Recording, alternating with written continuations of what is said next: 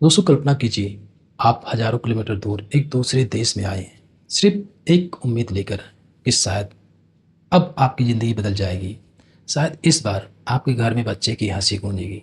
लेकिन सुबह के करीब 9 बजे अचानक कमरे में बाहर से धुआं बनने लगता है। लोग चीखने लगते हैं, कोई दरवाज़ा पीट रहा है, कोई मदद मांग रहा है।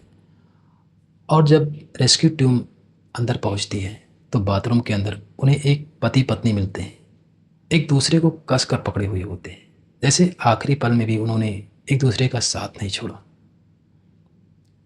दोस्तों ये कोई फिल्मी कहानी नहीं है, बल्कि ये सच्ची कहानी है दिल्ली की, जिसने लोग के सिर्फ दुखी नहीं किया, अंदर से हिला दिया लोग को। लेकिन दोस्तों इस कहानी में सिर्फ दर्द नहीं है, एक ऐसा हीरो भी है जिसने अपने लाखों का सामान सड़क पर फेंक दिया ताकि कोई और घर जड़ने से बच सके।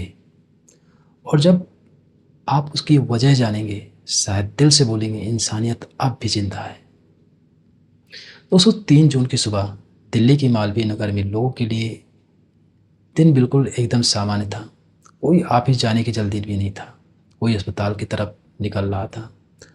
और उसी इलाके में एक होटल था जहाँ कई लोग रुके हुए थे।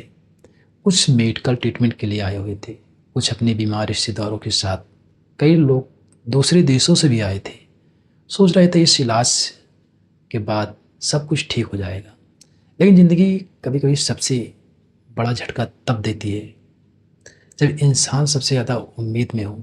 सुबह नीचे रेस्टोरेंट में अचानक आग लगती है। पहले किसी को लगा शायद छोटी मोटी प्रॉब्लम होगी, लेकिन दोस्तों कुछ ही मिनटों में धुआं पूरी बिल्डिंग में बनने लगा। और यही शुरू हुआ इस कहानी का सबसे बड़ा विलेन, लापरवाही। एक ऐसी लापरवाही जो इंसानों की जान गंवानी पड़ गई। कहा गया सिर्फ कुछ कमरों की परमिशन लेकर वहाँ जो कमरे थे वो कई सारे कमरे चल रहे थे। वहाँ पर प्रॉपर कोई सेफ्टी नहीं थी, वहाँ पे एस्केप का कोई रास्ता नहीं था, एग्जिट का। और ऊपर कमरे में जो लोग सो रहे थे, जिन्हें अंदाज़ा तक नहीं था कि नीचे मौत फैल चुकी है। लेकिन दोस्तों सबसे ज़्यादा लोग को रुलाने वाली बात यह थी कि एक पति पत्नी जिन्होंने आखिरी पल में भी एक दूसरे को गले से मिलकर पकड़े हुए थे। सोचिए, आप दूसरे देश में हैं, अपने घर से दूर, कोई अपना नहीं, सिर्फ अपना पार्टनर और एक सपना की ज़िंदगी बेहतर होगी। बताया गया कि एक कपल ट्रीटमेंट के लिए दिल्ली आए हुए थे। शायद उन्हें फ्यूचर इमेजिन किया गया होगा, बच्चे का नाम भी किया होगा उन्होंने, घर कैसा होगा, लाइफ कैसे होगी आगे की। लेकिन उस सुबह सब कुछ बदल गया। जब स्मोक कमरे में बनने लगी, लोग भाग रहे थे, चीख रहे थे।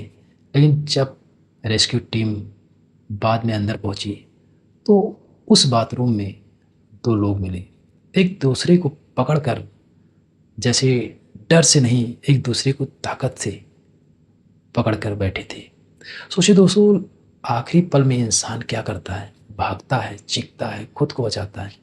लेकिन उन्होंने शायद सिर्फ एक बात सोची होगी, अगर जाना भी पड़ा तो साथ जाएंगे। शायद पत्नी ने कहा होगा मुझे डर लग रहा है, और पति ने हाथ पकड़कर कहा होगा मैं हूं ना। दोस्तों कुछ प्यार शब्दों से नहीं बयां किया जा सकते, बस दिल को भारी कर देते हैं। लेकिन दोस्तों उस होटल में सिर्फ वही कहानी नहीं थी। एक परिवार जो इलाज के लिए दिल्ली आया था, कुछ घंटे पहले तक सब बैठकर खाना खा रहे थे, प्लानिंग कर रहे थे सब ठीक हो जाएगा। लेकिन कुछ घंटे बाद वही परिवार टूट गया। यही ट्रेजिडी की सबसे क्रूर बात होती है। वो वार्निंग नहीं देती, वो परमिशन नहीं मांगती, बस सब कुछ कुछ सेकंड में बदल देती है। और सबसे पेनफुल चीज़ क्या होती है? इंतज़ार। किसी का फ़ोन आने का इंतज़ार, किसी की सेफ होने का खबर। और कई फैमिलीज़ के लिए वो इंतज़ार सिर्फ इंतज़ार ही बनकर रह जाता है। लेकिन दोस्तों जब हर तरफ सिर्फ धुआं था, चीखें थी, तभी एक आदमी ने कुछ ऐसा किया जिसे लोग ज़िंदगी भर नहीं भूल पाएंगे। नीचे सड़क पर अफरा तफरी मची हुई थी। लोग ऊपर से जो फंसे हुए थे वो कूद रहे थे। कुछ लोग खिड़कियों से बाहर देखने लगे, कूदे, कुछ लोग रुके। दोनों में जान का खतरा काफ़ी बढ़ गया था। तभी एक लोकल दुकानदार और उसका बेटा जो था, वो भाग कर आए, लेकिन जान बचाने के लिए नहीं आए थे।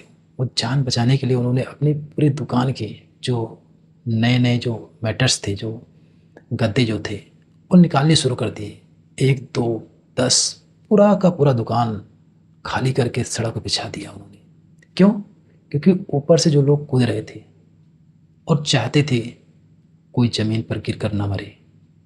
सोचिए दोस्तों, जिस सामान को खरीदने के लिए सालों की मेहनत लगी हो, लाखों करोड़ों का पैसा हो, वो इंसान एक पल में यह सोचना छोड़ देता है, क्योंकि उसके लिए सामान से ज़्यादा कीमती जान की कीमत थी। और बाद में उसने जो कहा वो दिल छू जाता है। सामान तो फिर आ जाएगा, लेकिन इंसान नहीं आएगा। दोस्तों, ये कहानी सिर्फ एक आग की नहीं है, एक कहानी है उम्मीद की, प्यार की और इंसानियत की। एक तरफ कुछ लोग अपनों को पकड़कर आखिरी सांस तक चल रहे थे, दूसरी तरफ कुछ लोग अपने नुकसान की परवाह किए बिना दूसरों को बचाने के लग गए, और बीच में एक सवाल छोड़ गए, क्या कुछ जानें बच सकती थी अगर सेफ्टी रूल्स सही होते, अगर शॉर्टकट्स ना लिए गए होते?